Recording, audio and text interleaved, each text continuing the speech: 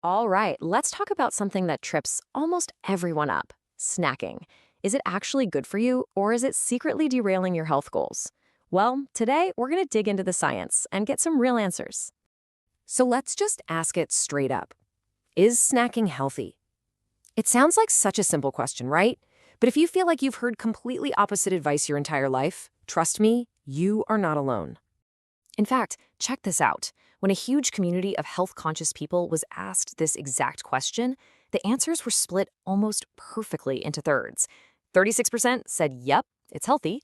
32% said, nope, definitely not. And another 31% were basically like, I have no idea. So yeah, it's a genuinely confusing topic. And that brings us to the snacking dilemma. See, the reason this is such a big deal is because snacking has quietly become a massive part of how we eat. The scale of it is pretty staggering. In both the UK and the US, a full 25% of all our daily calories come from snacks. Just think about that for a second. A quarter of everything we eat is happening between our main meals. But here's the real kicker. In the UK and the US, a whopping 75% of those snack calories are coming from unhealthy, ultra-processed foods.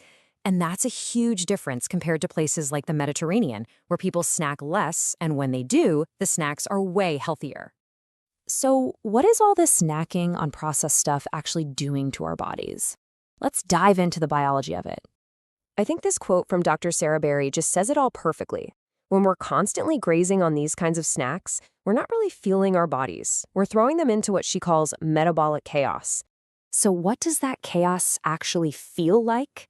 Well, the best way to picture it is a roller coaster. You eat that cookie or bag of chips, and boom, you've just strapped yourself in for a really bumpy ride. First up, you've got that big, steep climb. All the refined carbs and sugars hit your bloodstream super fast, and that causes this massive spike in your blood sugar. You might feel a quick little burst of energy, but it doesn't last. Because you know how roller coasters work? What goes up must come down. Your body releases a flood of insulin to deal with all that sugar. And your blood sugar doesn't just go back to normal. It often crashes way below where you started. And that is the feeling. That crash is why you suddenly feel tired, maybe a little irritable, and, you guessed it, hungry again, just an hour or two later. It's a vicious cycle that makes you reach for another snack to fix the crash, and the whole ride just starts over. Okay, so that's the problem. It sounds a little bleak, right? But the good news is there's a way to get off this ride. The science points to some really simple rules for smarter snacking. It all boils down to three things: quality, which is what you're eating; timing, which is when you're eating; and frequency, which is how often. Let's break those down. First up is quality. And honestly, this one's the real game changer. A healthy snack is a whole food. It's got fiber, it's got protein, stuff that keeps you full and keeps your blood sugar stable. Unhealthy snacks? They're the exact opposite. Ultra-processed, packed with refined carbs, and lacking all the good stuff your body's actually asking for. Next is timing, and this is just as critical. Your body runs on a 24-hour clock, and it desperately needs a chunk of time every single day to rest and repair itself. When we're snacking late into the night, we totally disrupt that cycle. That's why giving your body at least a 12-hour break from food is so important for your health. I love this analogy. When you give your body that 12-hour rest, it's like your gut's cleaning team finally gets to clock in. They get to work repairing your gut lining, calming down inflammation, basically getting everything prepped and ready for the next day. If you're snacking around the clock, that cleaning team never gets to do its job. So now that we have the rules, what does this actually look like in real life? Let's get into some simple, practical things you can do today.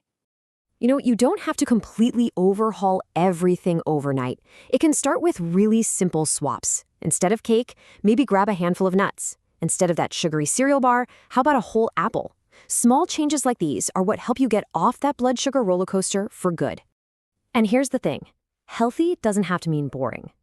As Professor Tim Spector points out, even something like potato chips can be a decent option if you're focused on quality. If the ingredients are just potato, olive oil, and salt, that's a world away from the ultra-processed version. It's all about choosing real food. So if you remember just one number from all of this, please make it this one: 12. Try to give your body a 12-hour window every single day with no food. It is probably the single most powerful change you can make for your metabolic health. And that really brings us to the final thought here. This isn't about banning snacks or being perfect. It's just about being a little smarter. So the question I want to leave you with is this. How could changing the quality and the timing of your snacks completely change how you feel every single day? Click the subscribe button to stay updated with VitalSpan Labs.